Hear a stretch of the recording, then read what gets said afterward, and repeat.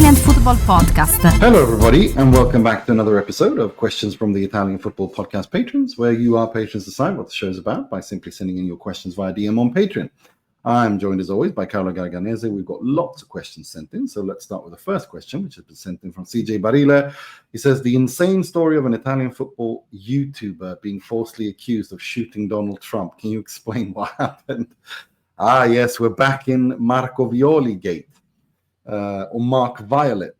So basically, if you remember during the US presidential election, Donald Trump was shot and he was almost killed. He was missed him by a whisker, hit his ear. It's really serious. But then, of course, Roma Twitter, and it is Roma Twitter. There's this Roma YouTuber named Marco Violi who's done all these songs, derogatory songs. He's not mentally well. There's documented history of mental unhealth, to put it that way, of him, and he's been, he terrorizes people because he's unwell, and so Roma Twitter took his photo of him from one of his videos where he's wearing glasses and this beanie hat, and said that he was an Antifa extremist named Mark Violet. His name is Marco Violi, and like when everyone was wondering what was going on, they tweeted it out that he was the shooter, and uncritically, and I mean uncritically, a bunch of these what do you call them? These accounts that don't. There's a special word. Aggregators. Yeah, aggregate accounts. Thank you. Yeah, they just went with it. They ran with it, and this was at like 3-4 a.m. in the morning, and he's sleeping, and he wakes up to his phone being named as the shooter, having shot Donald Trump, and I mean it's insane, and this went. The weirdest part of this was when Jon Stewart on the Daily Show spoke about this, and the segment where he basically shows Marco Violi's picture and says, quote, who looks a little shootery.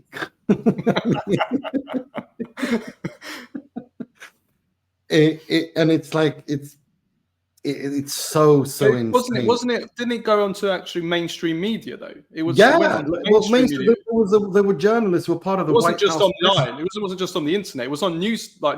News sites. Yeah, so there were actual journalists who are accredited members of the White House press corps pool who went with this and pushed it out on Twitter and so on.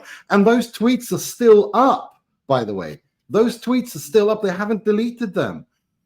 And we interviewed the guy and the guy who pulled the hoax, and his name is just his handle on social media on Twitter is Mussolinio, which is when Mourinho, which is like of Mussolini and Mourinho, because there was a joke. I can't remember why he came. He explained it in the episode when I interviewed him because it was insane. The story was insane.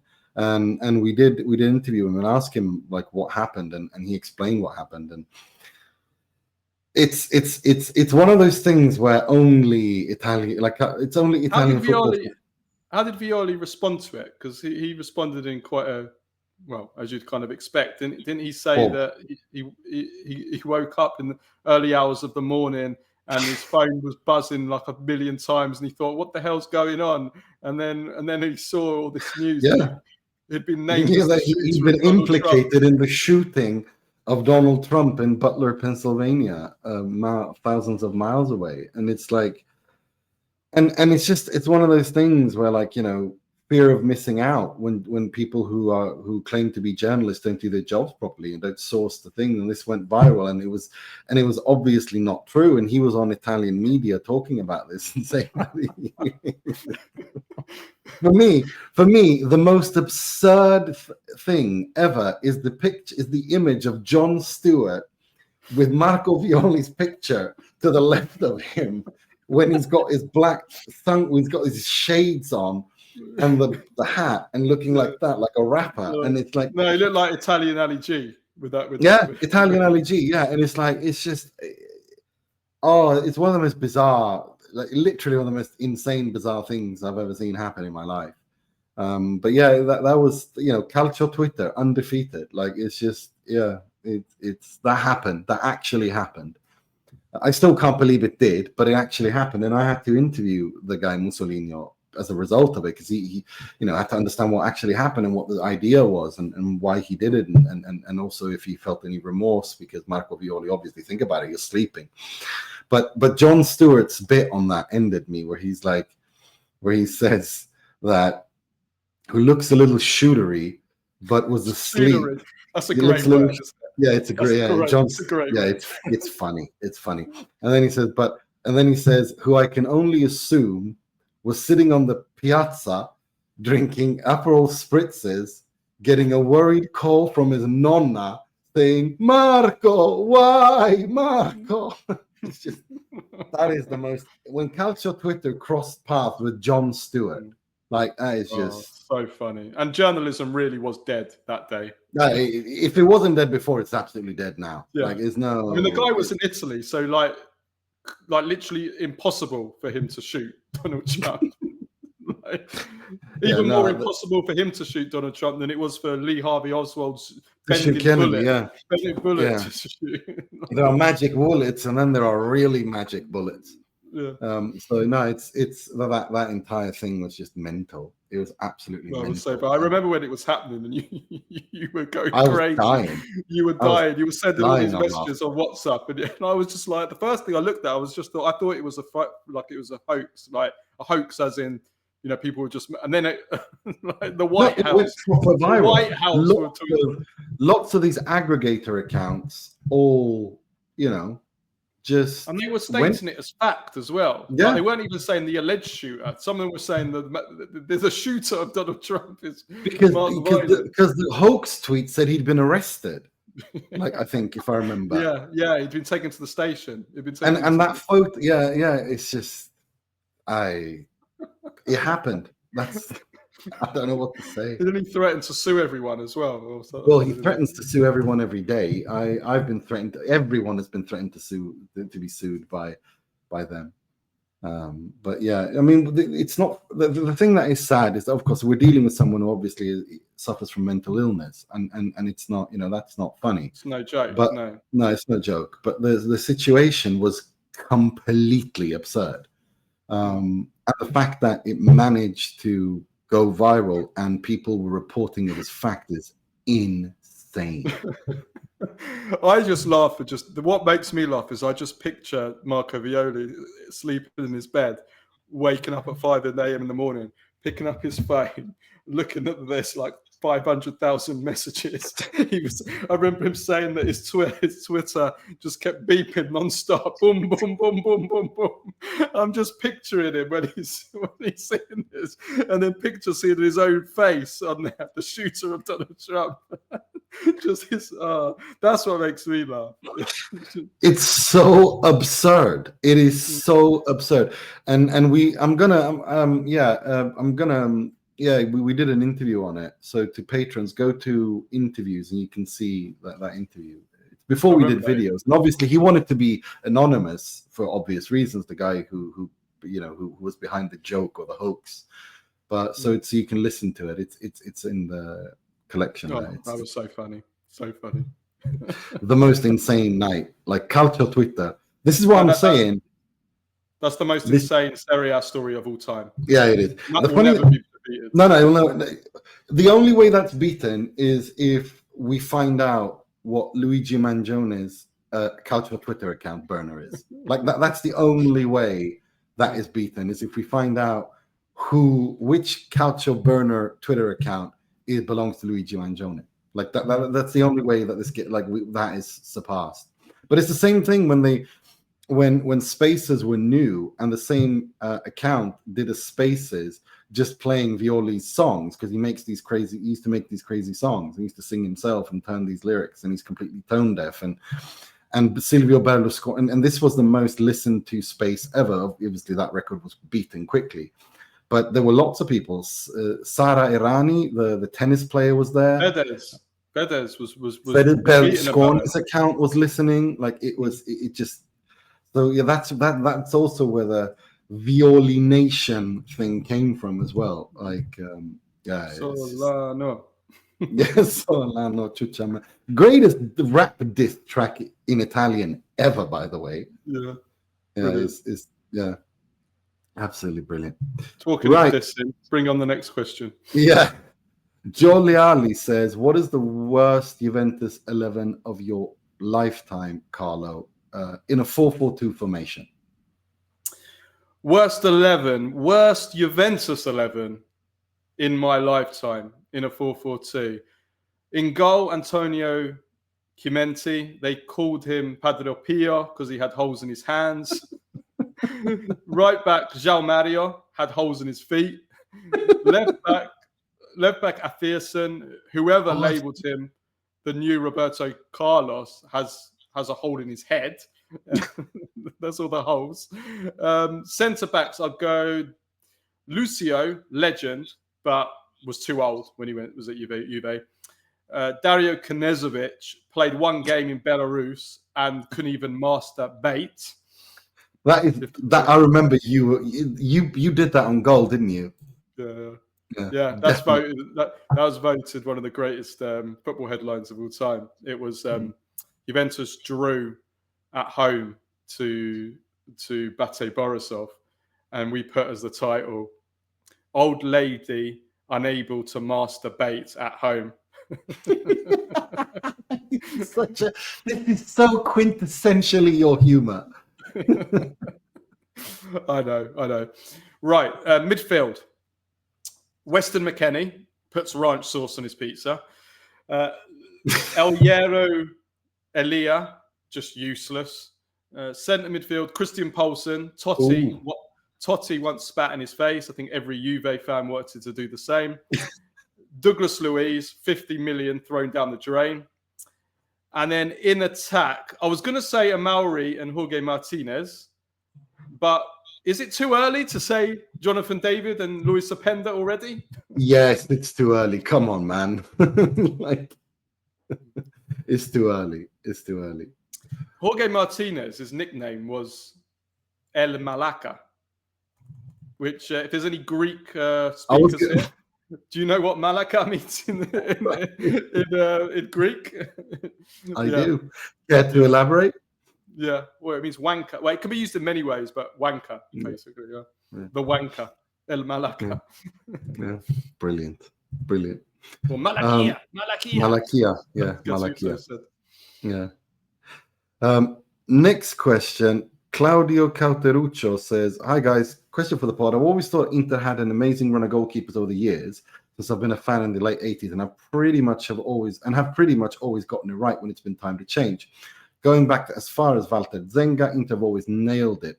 Is Pep Martinez good enough to be the next keeper on that list? If not, who is? I've heard rumors of Vicario, and that doesn't quite fit for me. What do you guys think? Keep up the good work. Well, I like Vicario, but I want to give Martinez a proper chance before we say anything. Like, I feel like if you spend 15, 20 million on a player, you need to at least play him, give him a chance. Because you don't buy a goalkeeper for 15, 20 million, just put him on the bench, unless you're a Premier League club. It was looking good about a year ago, wasn't it? Like when he was playing, and then he hasn't really played much. And then obviously there's this issue with the tragedy. Yeah, the accident, the car accident.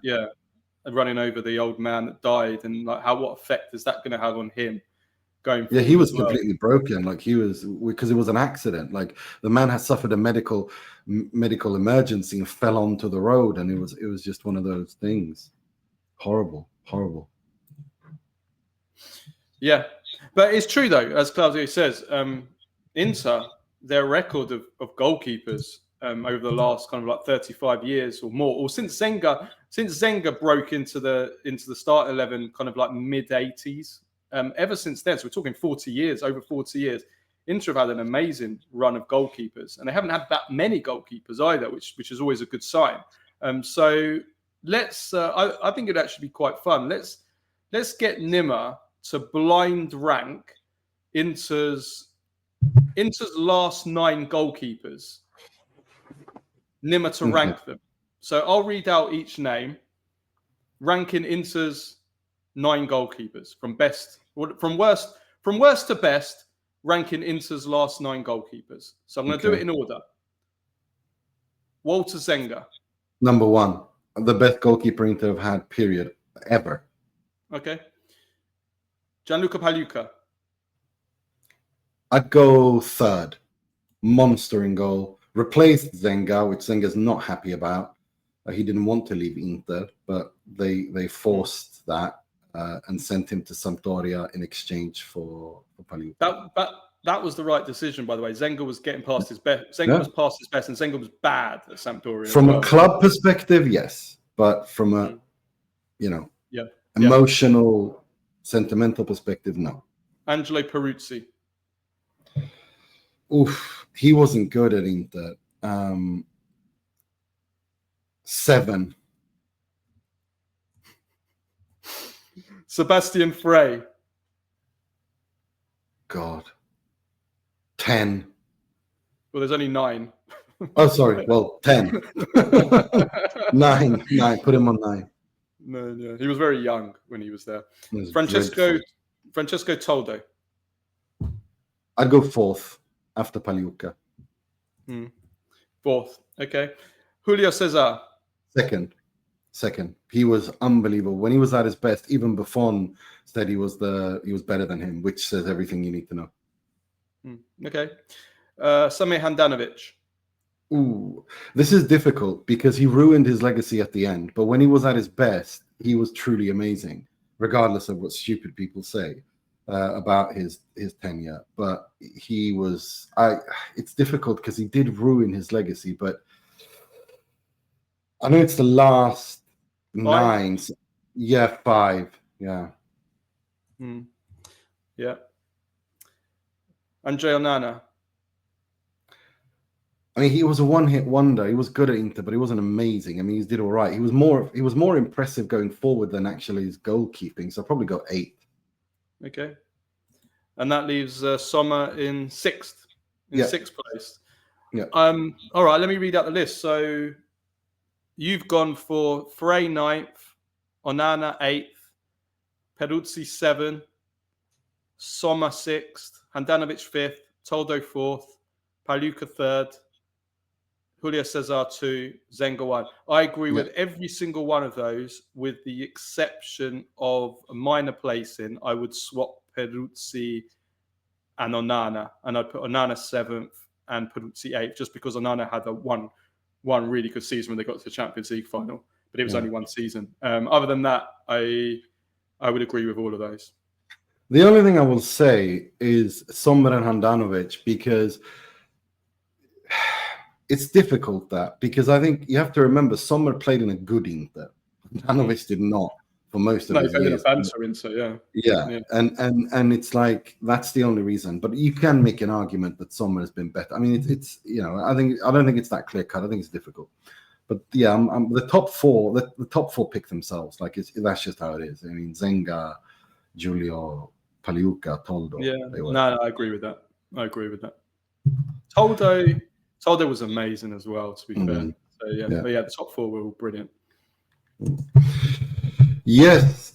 So next question. Benny Messina says, Ciao Carloni, I got 2 questions. Favorite football documentaries? I've finally watched Maradona, directed by Asif Kapadia. Already knew everything in there, but brilliantly and sad, actually. This is more, and the second one is, this is more for Carlo since he's of Italian descent. Perhaps Nima has partaken since he's more Italian than many Italians that I know. Have either of you ever made passata? My family has done it for generations, and my entire family and I am making a documentary about the tradition of jarring and preserving passata di pomodoro and how that tradition has preserved Italian culture in Canada specifically. P.S. I love when you guys bicker, and I love that you're fighting to keep Italian football relevant. Thank you. Well, thank you very much for that kind message. Favorite football documentaries? I think there's so many, but Emir Kusturica's Maradona is the greatest one of all time. Emir Kusturica. That one is just amazing. Maradona. I loved it. Absolutely loved it. Like Maradona. Yeah, some great music in that as well. Yeah, Manu Chao playing that, standing by the street playing that amazing song "La Vida es una tombola." It's amazing. Give me the goosebumps every time I hear it. It's a fantastic lyric, and he's a fantastic musician. And it's brilliant. Yeah, but we had, of course, we had an excerpt of that on our socials, which went viral last week with Maradona. I was offered an award by America, and but I was offered an award by Cuba, and I said, America. Yeah, he's unbelievable.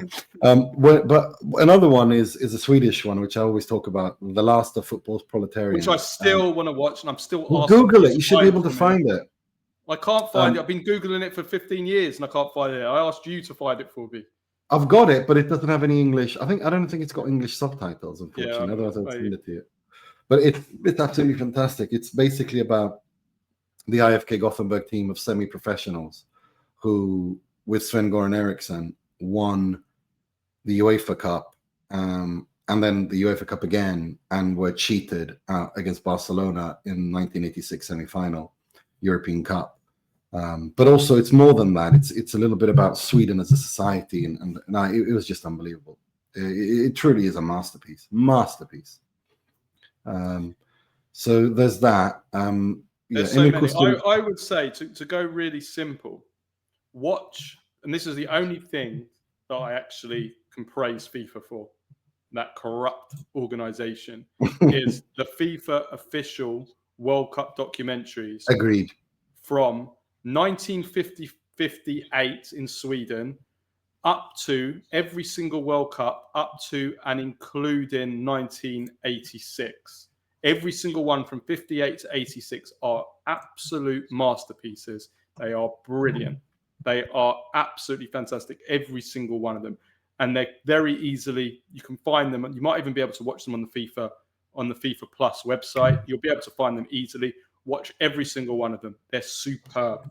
There's a mixture of the action, but it's filmed beautifully. There's a beautiful narrative. They had some big narrators on there. They had in 1982, they had Sean Connery. In 1986, they had Michael Caine on the Hero Maradona one, which was probably the peak, the last good one. They got shit after 1990. The storylines they tell, human stories, footage, it's just brilliant. So I'd recommend watching all those. But there's been lots. There's been so many. There's too many great ones. I really liked the Gary Lineker and Maradona one as well. I thought it was really nice when they were just talking and going through. Like, have you seen it? Yeah, I've seen it. Yeah, I watched it a long time ago, 20 years ago, nearly. Yeah, I think that's an excellent football. Goes to his house. A really good one that I enjoyed watching recently was there's a documentary on Sampdoria winning it's on their 91 and the following 92 season. It was made by Gianluca Vialli in his last months of his life, because you could see him when he was being interviewed. And you could see that he was losing weight, and it was in the last months. And Mancini. They told the story of that Scudetto winning season in 91, and then the 92 getting to the final, and lots of fantastic anecdotes and great interviews and great footage.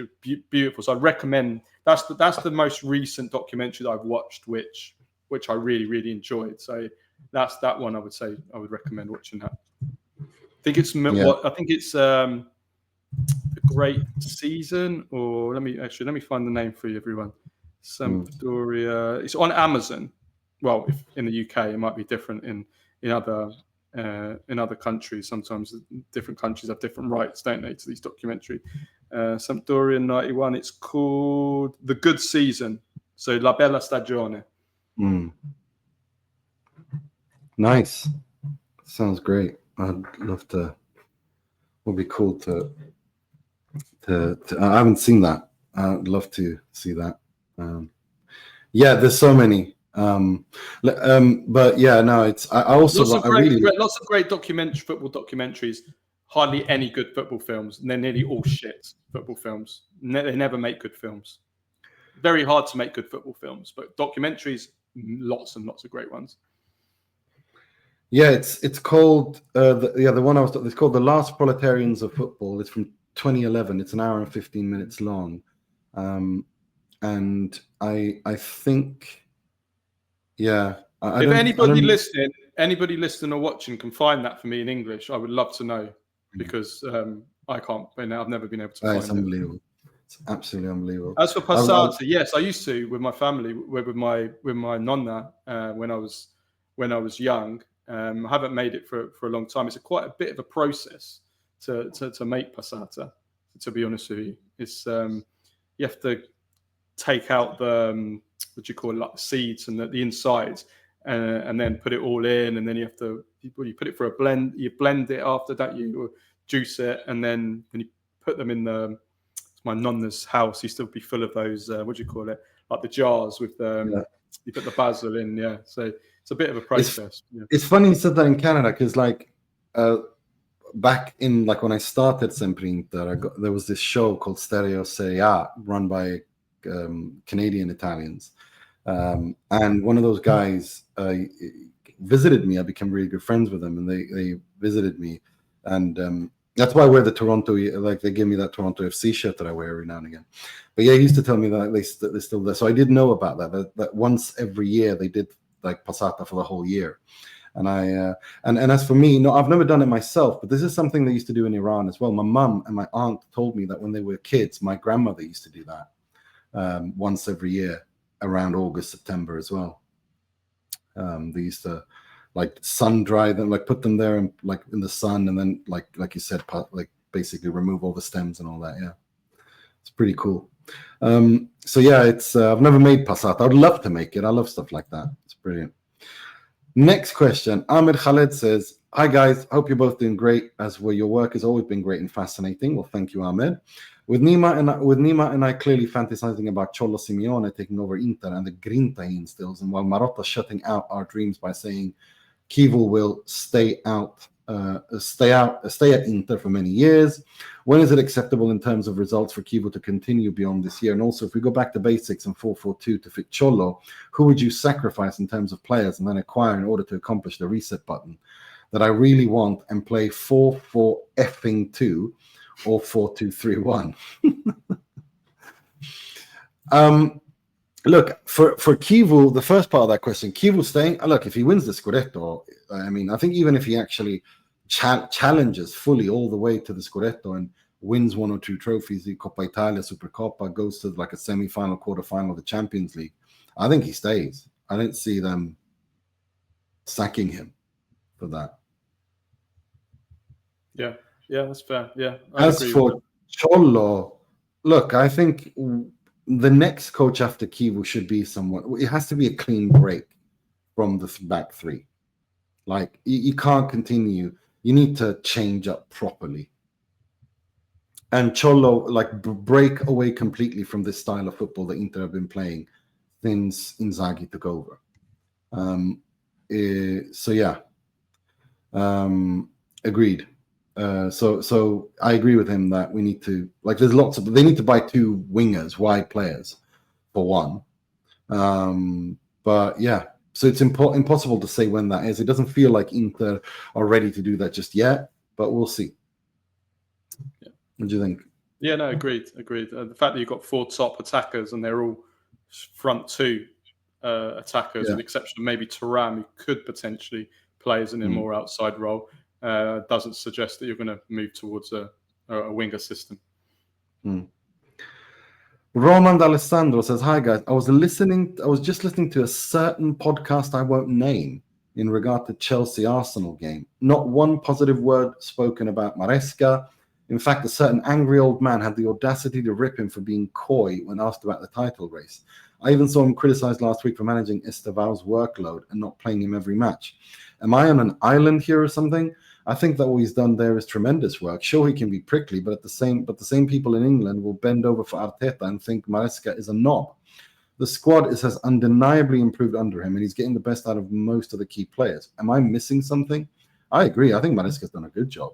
Yeah, great. Just compare Maresca to all the managers before, and he's also working under a complete bunch of clown owners there. They haven't got a clue about football, So he's doing really well. Todd Lasso.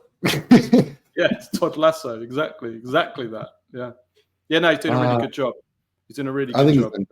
I think he's done great. I really do think so. So I agree with you. I agree with you there, Roman. Next question. Joey says, "Hi, Carlo and Nima. Thank you so much for producing my favorite pod." Well, thank you very much for those kind words and the support. I know it's been discussed before, but is it time to give Gabbia a closer look for the Azzurri? He's not technically or physically impressive, but he constantly starts and leads the defense for Allegri and his experience in the back three and back four. Considering the shocking underperformance of Italy national team centre backs, has he earned a real shot? We had exactly the same question I last know, week. every week.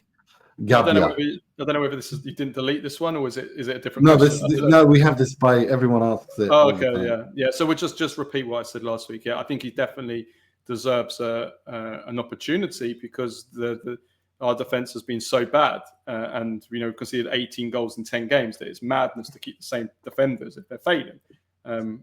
However much we think that might be a managerial or tactical issue. So yeah, I think he deserves an opportunity. I'm not saying he deserves to play and be the long-term guy, but he deserves a chance. Yeah, he deserves a shot, as the question says. Yeah, he should be in this. He should be in the setup. I think whether or not he plays or not is a different thing. Johnny Manja says, "Awful performance from the Giallorossi in the Europa League. What is more financially lucrative, winning the Scudetto or the Europa League?" Well, it has to be the Europa League, not really, because if you win the Europa League, you play in the Champions League. If you win the Scudetto, you play in the Champions League. So I'd probably say I haven't looked. I'd need to look at the numbers, to be honest. I'm not actually 100% sure on that, to be honest. But they're not going to win the Scudetto. So let me just... No, we know that. But I mean, he's asking more financially lucrative. I mean, you end up in the Champions League regardless, but is it still like this? I can't remember. Is it still like this that if you win the Europa League, you're in pot one? Yeah, I think so, okay. Yeah. So it's basically whether or not how much money you get for winning the Scudetto versus... Yeah, but if you win the Scudetto, you'll be in pot one as well. That's what I mean. So basically, it comes down to prize money. Is the Europa League's prize money bigger than the Serie A? I don't know. I'm not sure. Yeah, I'm not 100% sure either. Really comes down to that. Yeah. Have to look that up. So we'll stick a pin in that, Johnny. Next question. Frelyn Aguilar says, "Hey guys, do you consider Pioli to be the reason why Fiorentina are bad this season, or is it something else? Or also, what do you think about the person that gets fouled taking the penalty?" I don't have a problem with the person getting fouled taking the penalty. I know a lot of people do. I don't have a big thing about that. I think it's a decent idea if you want to try to make it a little bit more exciting, that you say, whoever gets fouled. But I just think that penalties need to be, as I've said 1,000 times over the last 5 years, I don't want to bore everyone, that they need to completely update and revolutionize penalties because they're outdated. Yeah. Well, I've been there 1,000 times. I'm not going to have the same debate again. But taking the penalty, if you want to make things a little bit more exciting, maybe. Why not? You and your bloody MLS penalties. Do you consider the Pioli question? I don't think Pioli's solely to blame. I think the fact that they hung on to Pradea for such a long time, and the fact that Rocco Commisso apparently has not been in Italy for months because he's had an operation or something, and of course the sad passing of Joe Barone. I think it's just one thing after another that has, reached this point. It's a perfect storm. And I want to make a little correction and mea culpa there, because I was asking where is Commisso. I had no idea that he'd been sick, so he'd been operated. So wish him the best and best recovery. What's he been operated on for? Sorry? What's the operation for? I don't know. I don't know. I just read somewhere that he's had some health issues, and that's why he's not been in Florence. So obviously wish Zio Rocco to get well as soon as possible. But it's like a perfect storm. I don't think it's just Pioli. I think it's it was the horrible tragedy of Joe Barone. They keeping Pradea too long, and then of course Commisso being ill or having an operation. I think it's just a perfect storm, really. So I've got the figures for how much you win, and it's more lucrative. The prize money is much more lucrative winning the Scudetto. It's Napoli earned 32.6 million euros winning the Scudetto last season. That's prize money just for winning it. That's not 37.5 million is the is what they won for winning the Scudetto. No, sorry. Right, let me start again. First place. It's a bit confusing. First place, everybody gets 37.5 million for participation in the Serie A. This is for last season, right? Then you get prize money per position. And for first place, they earn 32.6 million. Inter got 27 million for second. So it's basically just for finishing first, 32.6 million. Last season, Tottenham got 24 million for winning the Europa League. But Europa League, if you think about all the every bonus you get for going through the rounds this is total prize money. Yeah. Total prize money. I didn't think it would be very much because it's not very lucrative competition. But yeah. So it's more lucrative to win the Serie A. No, but my point is, the Europa League, you get a certain amount of money for winning every game. Yeah, this is total prize money. This is how much they won in total. Okay, cool. Next question. Jack Hacken says, "Hi, Nima and Carlo. Question for the pod. Can Allegri still be called a dinosaur, or is he in fact more modern and progressive than he's been given credit for? This Milan has blown the socks off almost everyone who watches Italian football. The strip teasers, touchline free kicks, and referee shouting notwithstanding, of course. And can Carlo fill out an Allegri apology form, which I have sent to Nima for safekeeping?" I'm gonna call him Sam Boykema every single week now, just for that question. He's definitely number one when it comes to strip teasers and touchline antics and ripping his shirt off and stuff. Je suis Max. Justice for Allegri. That's all I'm going to say. He's doing a fantastic job in terms of results this season. What he's doing with Milan, there's no doubt about it. But we can't call him modern and progressive. Absolutely not. The last games have been really bad to watch for Milan. Really bad. There's nobody can deny that. The results have been good. The performances in terms of what they've deserved, fantastic. I'm not arguing that, and I'm not arguing he's doing a really good job. But you can't say that this is there's anything. It's organised, counter-attacking, defensive counter-attacking football is what they've been doing certainly the last few games. It has been pretty bad the last few games. It was better at the start of the season. The last few games has been pretty horrible to watch, to be honest with you. I love how you're squirming. I'm gonna be squirming over Kivu if he's not sacked by Christmas, and you if Milan win the. No, there's no for me. There's no squirming at all.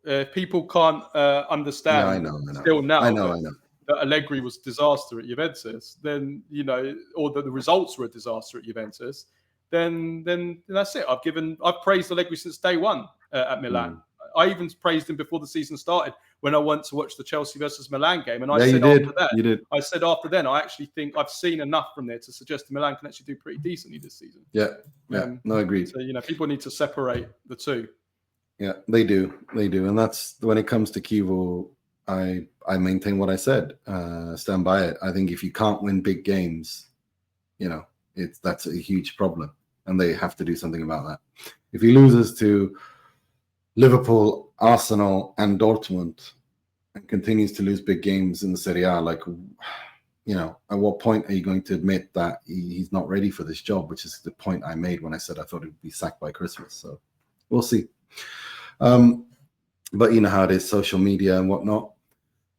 Next question. Fabrizio Perciballi says, "Hi, Nima and Carlo. Nima, you touched upon the Lotito reign on Lazio and how this time is up. And as a devoted Lazio fan of 30 plus years, I have to say I could not agree with you more. It's been a complete circus. And even though we've had little snips of success here and there, you can't argue that Lazio is not run by a bunch of idiots. And we're an embarrassment to not just Serie A, but the whole world. Over the years, I've been drawn away from watching games and had zero interest whatsoever. They're losing fans like me, and this is not good for the club nor Serie A as a whole. The only outlet I pretty much have to Serie A is this podcast. It has, in a way, revived my interest in Serie A to be honest. So good job, guys. Oh. Well, thank you very much, Fabrizio. That's very kind of you.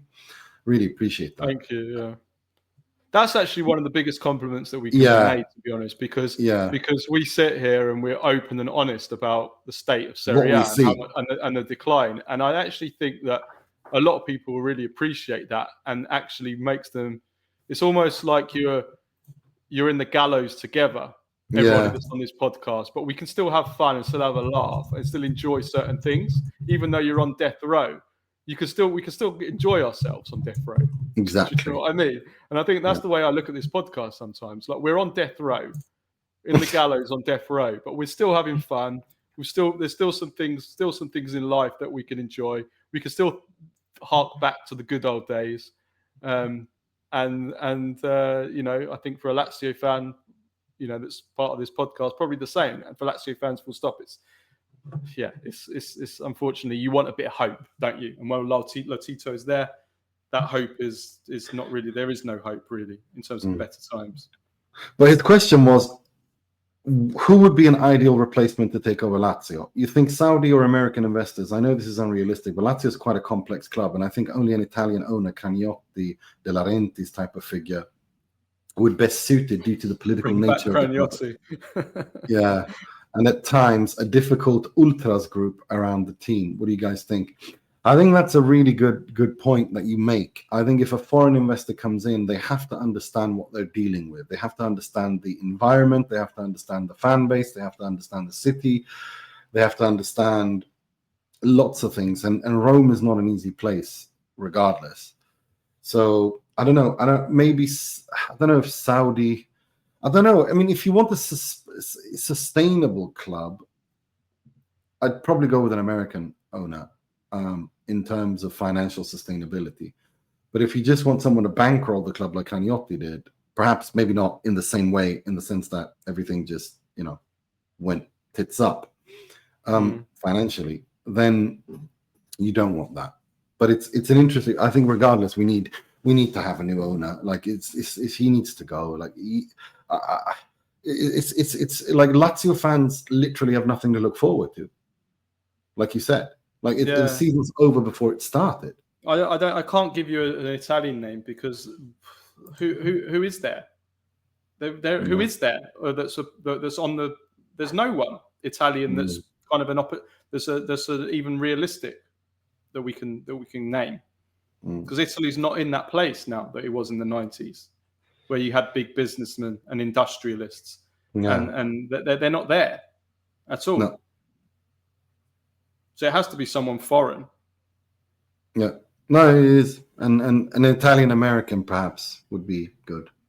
Someone with enough money and who understands where this is coming from as well. I don't know. I think it's a difficult situation, and I hope it's resolved, because we need a strong Lazio. And right now, Lazio are just going through the motions. It's like, they're just, this season is a complete write-off, and it's like it's a waste of everyone's time. And I feel bad for the fans. It's like Bergomi told me when I interviewed him: you have to give the fans something to dream of. You have to you have to give them a dream. And what is the dream at Lazio? No, it's not good. Next question. Cesare Mainardi says, "Hi guys. Keep up the great work. The pods are always a highlight on my commute. You mentioned Provinciale players this week. Do you have any favorites? I continue to have a soft spot for Lucarelli at Livorno, as well as Sergio Pellissier at Chievo. As a follow-up, who's the best Provinciale of all time? Gigi Riva, Toto Di Natale, possibly Mancini, though it was a different era of quality. Keep up the great work." Well, the greatest Provinciale has to be Gigi Riva. Compi. Who else would it be? Well, yeah, if you're talking about a player, yeah, probably. Yeah. It depends. I mean, you wouldn't call Napoli a provincial side, would you? They're a bit above that. No. So yeah, I think has to be. I think Gigi Riva, yeah. As for favorite Provinciale, I love Lucarelli, I love Miccoli, I love Rossina, I love Lodi, Mascara. Who else? What's his name? Diamanti, Cerci. The Palermo players. I mean, would you call Palermo a provincial team? Yeah, I would. Yeah, You would. Catania, Would you call Hellas Verona provincial? Yeah, I would. Yeah, well, Hellas Verona. Then you've got Elkia, you've got Hans Peter Briegel, you've got these kind of players. Yeah. No, Lots of great Palermo players during the Zamparini era. Yeah. I mean, Avellino, Ramon Diaz, Avellino in the 80s. So that's a good shout. That's a good shout. Yeah, that's a good shout.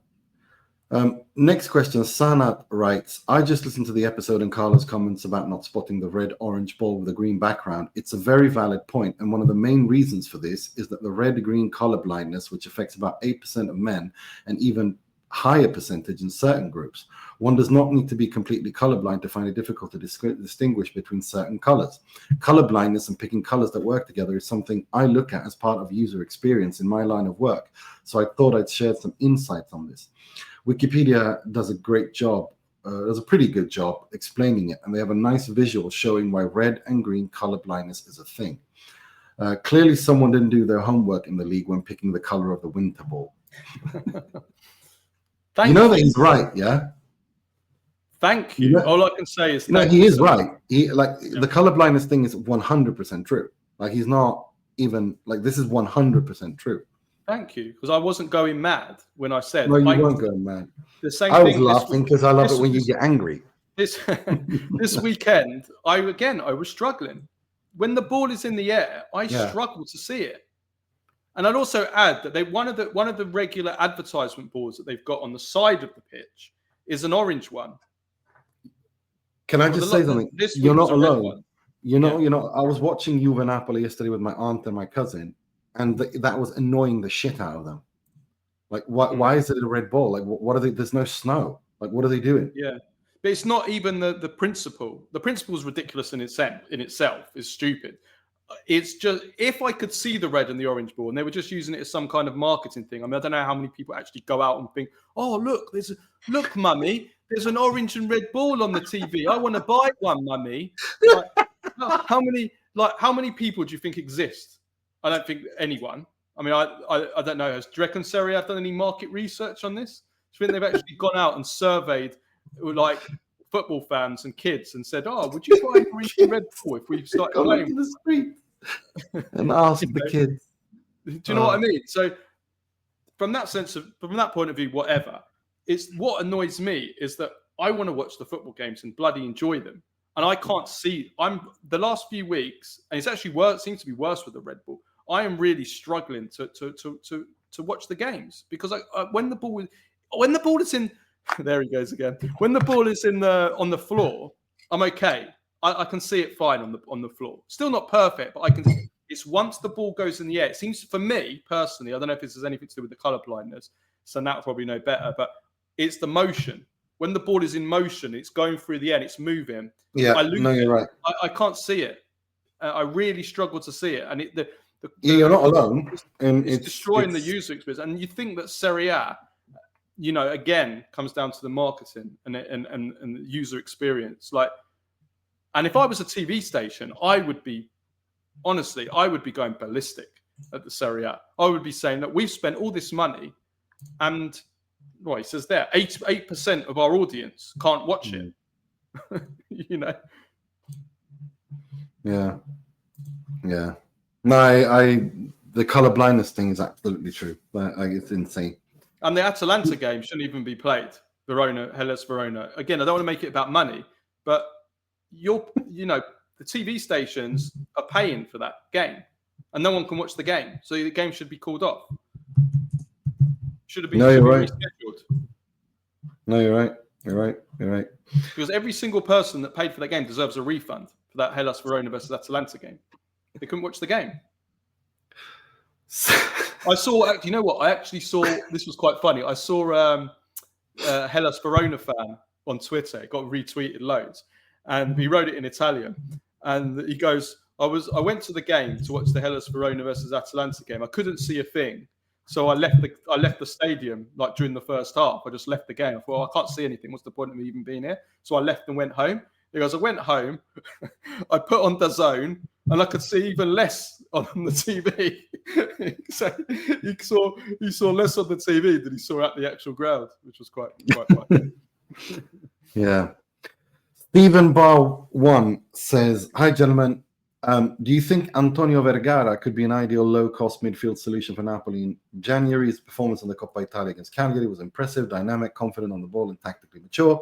If Conte starts giving him more minutes, could he realistically grow into a reliable rotation option, or is it still too early to project him at that level?" I've not seen enough of him. He came on against Juventus in the closing stages. He does have a lot of energy about him. He does get around the field a lot. We'll have and to also, see. Conte, at this point in the season, he wants someone who gives him guarantees. Guarantees, yeah. But Conte did actually speak about him and say that he's probably going to play more now.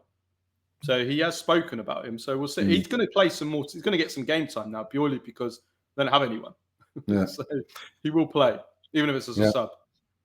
Yeah, agreed. No, it's interesting to see what they do.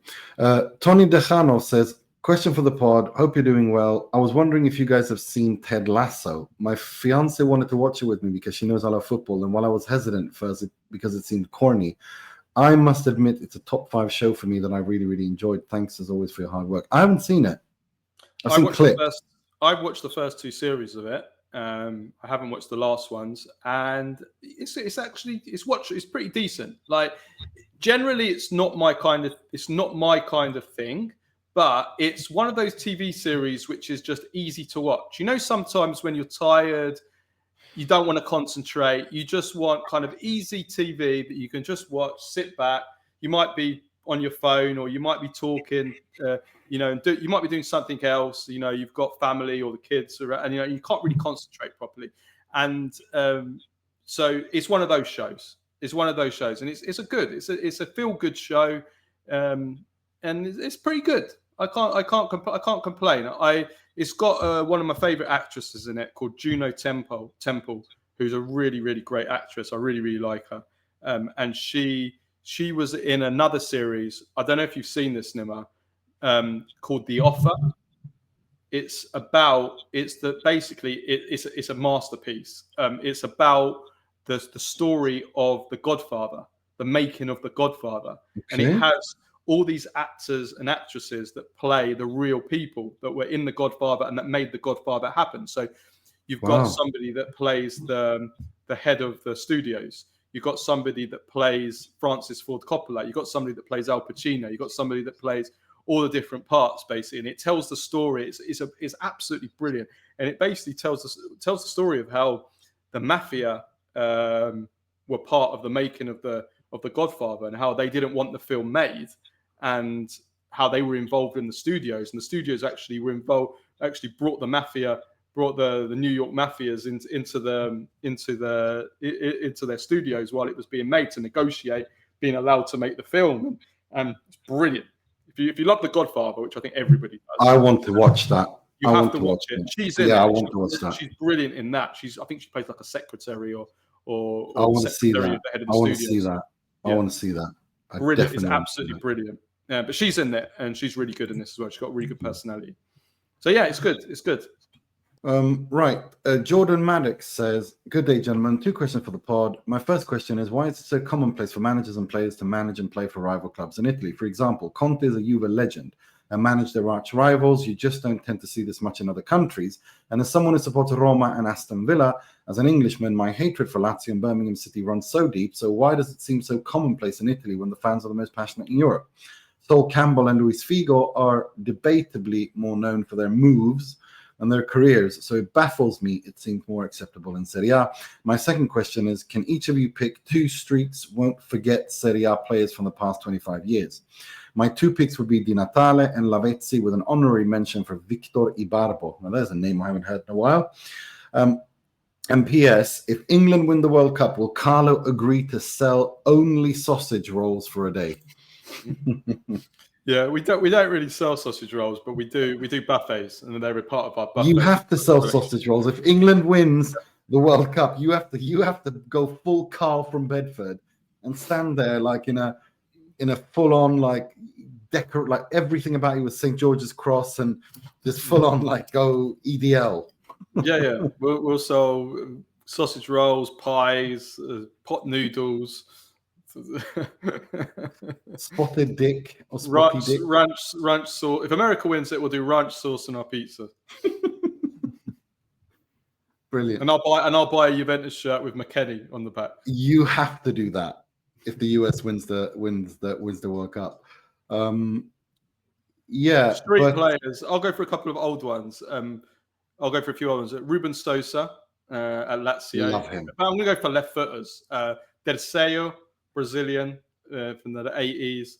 Played for all the provincial teams. Amazing long left foot. Long range left foot. Ramon Diaz, Avellino, played for Fiorentina, played for Inter, played for Napoli, I think, as well. All the left footers. I love my left footers with great long range left footers. You love your Mancinos or Mancinis. Yeah, I do. It's Ruben Sosa. Meeting him was a great honor. Like, I can't believe it was so random too. I was outside of Appiano and he just stood there. And I was like, oh my God, it's Ruben Sosa. And I just couldn't believe it. Who would the streets won't forget kind of players? I mean, I don't know, like Di Natale and Lavezzi. Why would anyone forget them? They're so, but he said it the last 25 years, so you can't really pick any of the ones he did. But I'm going to go. Recoba is sort of like street footballers. Yeah. Cassano was the ultimate street footballer. Ultimate FIFA. I mean, he literally grew up on the streets. Yeah. Exactly. The urban legend is that he stole a moped after he'd signed his Roma contract. So, if we ever interview him, that is the first question. Did you really steal a moped after you signed for Roma? I'll never forget when I was standing there in the mixed zone and I wanted to interview him. This is during the banter era. And it wasn't the inter-press officer, but it was one of the team managers.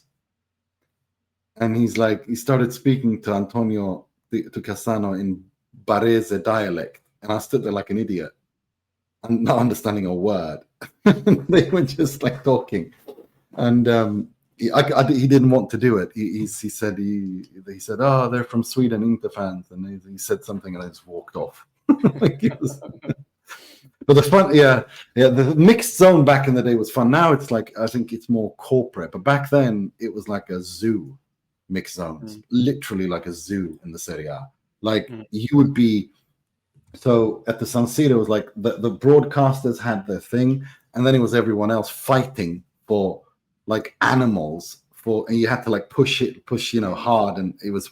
I'll never forget this Spanish every week. Every time I was there and they played Napoli, because they had Albiol and Callejon, this Spanish radio was there, and this guy who was working for the Spanish radio he did not have any problems running. It didn't matter who was there, he just flattened them. And then this Italian guy with his camera lost his shit completely. And I'm standing there trying not to laugh. It was very. I had the number of arguments I had in the mix zone. You have to. You have to. It's the law of the jungle there. It used to be. Now it's not like that anymore. But back then it was the law of the jungle. I used to get into so many arguments and fights in the mix zone. Honestly. Yeah. Just people when people, because you know what I'm like. I'm the nicest person in the world when someone respects me. If you disrespect me, all over. And used to get a lot of disrespectful people in the mix zone. Mix zone is a zoo. Used to be a zoo. Now they've changed. Yeah, but you still have some kind of laws. There should still be some kind of rules. If you've got your place in the mix zone, that's your place. Yeah, well, that's the thing. There weren't any places. They used to put the broadcasters official there and the blah blah blah, and then they had everyone else there fighting like animals for a spot. If you've got your spot in the mix zone, you've got your spot, but you get some that try and push you and barge you out. That happened all the time. Yeah. That happened all the time. And I remember that's why they used to be the press people used to come and say look, this is for them. When they're done, do you know what I mean? And they used to direct it afterwards, because it was horrible. It was sharp elbows, sharp knees. And then, like I said, the Italian guy with the camera just lost his shit. Yeah, now they just send, many clubs, they just send one player and the manager every game, and that's it. And I think you have to pay for it now too. You didn't used to before. I think, I've read something that you have to pay to be in the mix zone. That can't be true. that would be the most Serie A thing ever. Yeah, I think it is. Let me double check that. I think you have to pay to be, not at all clubs, but I know that some clubs you have to pay to have access to them. So. That can't be true. That can't be right. Surely, that can't. It's Unless it's you pay for a pass, like a journalistic pass, where every stadium you go to, it gets you access. I can't. That surely can't be true. That would be insane. You're paying for access. That's like cash for questions. So that can't be true. That can't be true. Surely. Yeah. No, it was weird. I remember it. It was crazy. So but I still have to. Recoba. Who else? As for we've got a few there. As for the questions on why, like, I don't know. It's a good question. I don't know why it generally is more common. Certainly with managers, managers seem to move around a lot more. Players, maybe not so much now because of the way that the economic situation now, that players will just leave if they're good. But they used to recycle. Players used to recycle more in the past as well. Like someone like Pirlo playing for all three of the clubs. Seedorf playing for. Like, they used to get a lot of players going from Milan to Inter. Bizarre. Yeah, you'd never get that in England for Manchester or Tottenham, Arsenal. That would never happen. So yeah, it's definitely true. Yeah, but but it depends on who it is. You don't get it for like Lazio. Very rarely for Lazio and Roma. Do you know what I mean? Very rarely. Yeah. Depends. Yeah, ever. Yeah, very rarely ever. Yeah, very few. I think there was Mihailovic, there was Pedro, not many others. Yeah. Mike Rosanova says, Ciao ragazzi, with all the recent discussions about Milan searching for a striker in January, who do you think is the most realistic and likely target the club could actually sign? Grazie mille. That's a good question, actually. Who should they... I don't know, actually. I don't know. I think, honestly, they should go after Zirkzee. I don't know how much Allegri would love him, but Zirkzee, I think, would do wonders for them. I don't know, because I honestly don't know. I think that Milan maybe look at this and just say, you know what, if we can't buy someone that's definitely going to improve us, then we'll just stick with what we've got. Which is fair. Which I think the way that they're going is probably the best thing to do. If there is somebody good available that they can make the difference, then go for him, because you're in a great opportunity to potentially win the Scudetto. I think that what the player they want is Robert Lewandowski at the end of the summer. We know they're interested in him. It's whether or not they can afford his salary. Milan are definitely interested in Lewandowski, so I think they'll wait and they'll try and bring in Lewandowski, bring in another golden oldie. The retirement club of Serie A. But they've done well with those. Like, you can't... Giroud, Zlatan, now Modric, you know. Yeah. Rabiot. For sure. Simon Kjaer did well. Yeah, you can't argue. Why pay 45 million on Openda and have him absolute flop? Or you can buy a free transfer like Lewandowski and get one or two great seasons out of him. Agreed. So, yeah. Agreed. Next question. Magnus Kaufman says, hi guys, what went wrong for Carboni at Genoa? Do you guys think he'll go to loan at another club in January? I think it's just, that he had a serious injury, and it's difficult to come back from that. And if a club doesn't own a player, they'd rather play a player who they own, and I think he will leave Genoa. Also, Patrick Vieira is a horribly defensive manager. If Allegri is defensive, then what is Patrick Vieira? So he that doesn't get the best out of young, kind of expressive talent like Carboni. Like Vieira wanted players who were just disciplined and not free spirits, like Carboni is a little bit.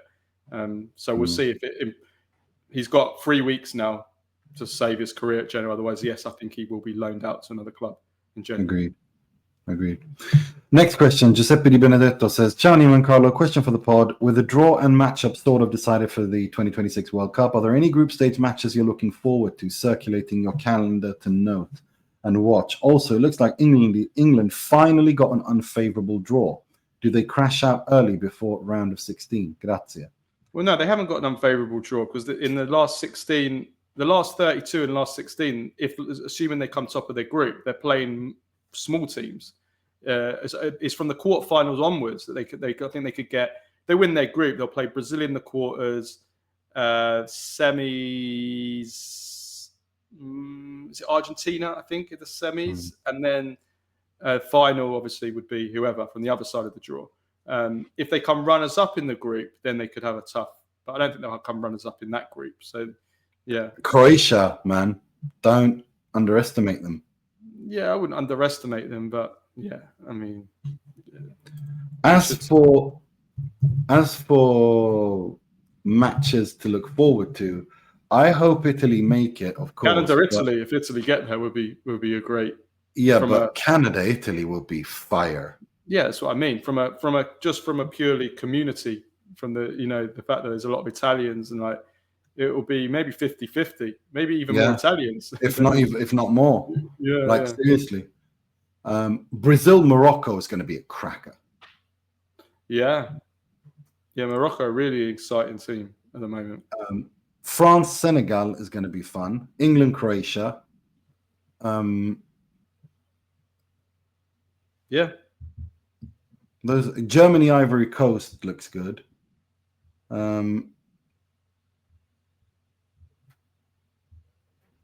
Yeah. There's a few stinkers as well, but yeah, there's yeah. I'm really looking forward to Scotland, Brazil. For me, that's a classic World Cup game. Like every time. I'm looking forward to Haiti against Scotland because based on Scotland's past, it's just the kind of game that Scotland slip up in. They'll slip up to them and then they'll beat Brazil. Like that's the kind of that's the kind of thing Scotland will, and then they'll just go out like heroically go out. Yeah. And there's quite a few interesting ones. Norway, France is going to be interesting. I'm really looking forward to that. Do you think this could be the World Cup where we get a winner from Africa? No, because they're not. They've gone so downhill. Morocco, the one. I think is. Sounds shit. I don't consider them African, to be honest. Well, they are. Well, they are officially, but I consider them. Whether you consider them, I have Africa, and then I have North Africa. Like I don't consider them. I consider them more part of the Middle East, to be honest. That might be controversial, but I don't know. It's not. It's called MENA region. The Serie and everyone. I call it MENA. Yeah. So when people say, "Do you think an African team will win it?" I don't think. The point I'm making is I don't immediately think of Morocco. I think Central West Africa or South Africa, you know what I mean? Morocco, I don't know. Maybe Morocco. I think Morocco could do well. Yeah, I do. I do think they could do well because they're a team as well. They play as a team. They're a team. They're an actual team. To be honest, I think of all the draws, I think Germany's got a pretty decent draw. To be honest. Yeah, it depends on who. Spain have got a decent draw as well. It depends if you win your group, really. Yeah. I mean, Ecuador, Curacao, and who they got? Ivory Coast. Germany should win that, like qualify from that. Portugal. I think a lot of people are sleeping on Portugal as well. I think Portugal could surprise a lot of people. Yeah, I think so. I think they got. I mean, they have some of the best midfielders, if not the best midfielder in the world. But yeah, it's going to be interesting. It's so far I'll stick by the games I've already said. I mean, Canada, Italy is going to be a firecracker. It's going to be funny as fun. Brazil, Morocco for sure. I'm really looking forward. I'm kind of like it's. You know how you always have a team in the World Cup that you follow, like becomes like a little special interest. I'm really keen to see what Scotland can do. I like the Scotland team. Yeah. There's a Serie connection there as well. Next question. Yihuan Zhang says, hi, Carlo Nima. As a Juve fan, I want to ask your opinion on the negotiations, contract renewal talks with Yildiz. What do you think is a fair salary for Yildiz with all things considered? Also, do you know if Yildiz benefits from the growth decree? I've read mixed reports about it. Thanks as always. Do you know I don't know the answer to the growth decree. I don't even know how it works anymore. I've given up on that blooming annoying thing. Yeah, it's so confusing. I don't know how it works either. But what do you think is a fair salary for him? He should be the highest paid player in the squad. And if Jonathan David is somehow getting $6 million a year, then he needs to be earning at least that. So yeah, that's your question.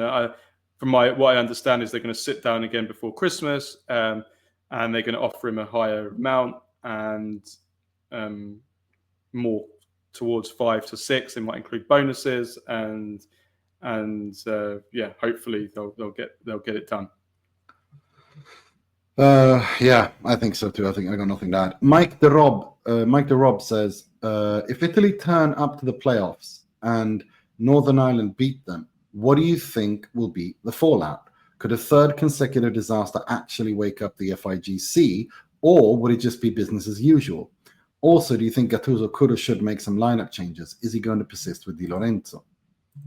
If Italy lose to Northern Ireland or don't qualify for the World Cup, nothing will change. If nothing's changed after 2 consecutive World Cups, then failures, then nothing's going to change after a third.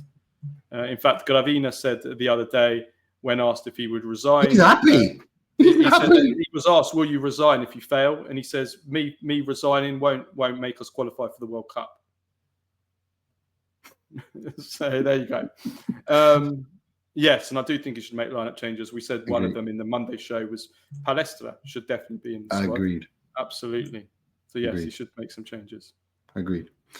Kunal Soni says, enjoyed your pods last week. Question for the pod after the World Cup draw. Even if Italy magically qualifies, does this draw give 2010 vibes? Paraguay, Slovakia, New Zealand, similar to Switzerland, Canada, Qatar. Do you think this team is better than 2010 level or worse? Yeah, but the difference is that you can qualify as one of the best third place teams. That means Italy have to beat Qatar and draw Canada, and then they're through, essentially. And even 3 points might even be enough. Yeah. So if you go through 3 points with a decent, not too bad a goal difference, I reckon 3 points. I reckon some teams will probably qualify with 3 points as well. So it's actually quite hard not to qualify. But does it give vibes? Yeah, absolutely, because Italy have struggled in smaller groups in the past, haven't they? Including this one. He's just said, So yeah, it's probably a similar level to that. Maybe slightly weaker in 2010, but yeah. One last question on the World Cup. Mohammed Wisha says, hi, Niman Carlo. Keep up the great work. Love your content. Well, thank you, Mohammed. Really appreciate that. Inter's high line in big matches is killing us. Do you see any similarities with this team in the first few months under Inzaghi in the way that we played a high line? And any chance we sell Fratesi to Juve? There's Fratesi again. Every single week, Fratesi. Christ. I love it. Fratesi, Gabbia. Can we ban Fratesi questions on this podcast, please? I love it. The Fratesi question, Gabbia to the national team, and what's the other one? Chiesa. Chiesa, yeah. No, I don't think there's any chance of Fratesi being sold to Juve. I think there's zero chance of that because I don't think Spalletti's going to stay beyond that. As for yes, I do see some similarities with the high line and the high press under Inzaghi in the beginning, and Kivu. Kivu's just much more central and much more vertical than Inzaghi was. But other than that, there are similarities. And then he says, last question for you, Nima. Now that we saw the draw. Yes, Nima.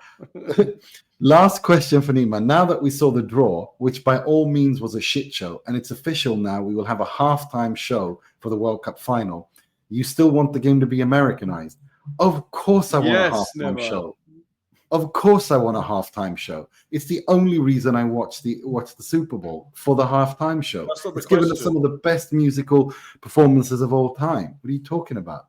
It's not the question. He says, do you still want the game to be Americanized? Why would I not want, if it means a halftime show with actual relevant it means what we saw in that draw. No. If it's going to be the Village People, no. I want if you know what, let the NFL produce the halftime show. Okay, keep FIFA out of it, because otherwise it'll be, what's his name, Oppa Gangnam Style, like something like that, or Aqua doing Barbie Girl or something like that, like something completely irrelevant. But if it's going to be something good, then yeah, definitely have a halftime show, good halftime show. I have no problems with that. No, yeah. So yeah, the halftime show, but yeah, the draw itself was just a shit show. It was embarrassing. Right, we have 3 more questions. I know you said you got run, but do you think just do this last one and then we'll wrap it up. Okay. So what I'll do is, Ashley, I'll save your question for next week because it's. I think this could actually be a pretty good one for socials as well. So I'm going to see. I'm gonna go with Enzo's question, and the last one is Farouk. So Farouk and Ashley, your questions will be next week. So Enzo Abitino says, often seen as a bridge between Rivera and Baggio, how do you think Antonioni would fare today with his incredible pace, vision, and technical abilities? Baggio, in my honest opinion, is the best Italian player I've ever seen and will ever see. However, I almost feel like Antonioni might be a little bit better suited to today's style. I watched the Rise special, which I highly recommend on Antonioni and Graziani, probably being very nice, but he stated that Antonioni listened to Avvocato and had Antonioni listened to Avvocato and gone to Juve, that he would have probably won 2-3 Pallone d'Oro. FYI, Rai has done quite a few of these. 1974 Lazio di Maestrelli, 1960s Inter with special guest Puskás, 1976 Torino team coached by Radice with stars like Pulici and Graziani. There are a bunch. Highly recommend watching all of these. Absolutely well done. Brilliant. Nice. Good question. Yeah, we'll have to check those out, definitely. Antonioni was a great player. He was a graceful player. He was an artist. He was elegant. The way that he used to carry the ball, amazing player. Unfortunately, I say unfortunately for Fiorentina, legend of the club. But yeah, obviously playing for Fiorentina, he sacrificed, a bit like Totti at Roma, the chance of winning, major trophies and stuff. But I think that's beautiful. Like, honestly, I miss that about football. Like it was more than just trophy hauls. You know what I mean? Like there was actual meaning behind it. Yeah, he was fantastic at the 1982 World Cup victory. Unfortunately, he suffered from quite a few injuries. He had some bad injuries. I think he broke his leg a couple of times. He nearly died on the pitch. I'm gonna tell a story about that one time. Actually, he nearly died on the pitch once. He had to get resuscitated on the pitch in one game, mouth to mouth. Very, very famous story. But he was a wonderful player. He's one of those players that you just elegant is the way that I would describe Antonioni. He really was elegant. He was an amazing player. Agreed. Yeah. It's like I love these retro questions, but it also depresses me because like you look at that and then you look at now and it's like, ugh. You know what I mean? Like I know. Mad, isn't it? Yeah. Right. As I said, the last two questions we didn't have time for, but those are more evergreen questions. So we will ask them next week. So Ashley and Farouk, your questions will be next week. Don't worry. Everyone else, please do send in your questions via DM on Patreon. We'll be back later in the week with a post-match review show when this comes out tonight, Tuesday. We're recording this on a Monday. And on Wednesday. And then on Thursday, we'll be publishing the Gökhan Inler interview. So make sure to check that out. Lots of content coming out for you. So until next time, take care of yourselves and each other. Ciao, ciao.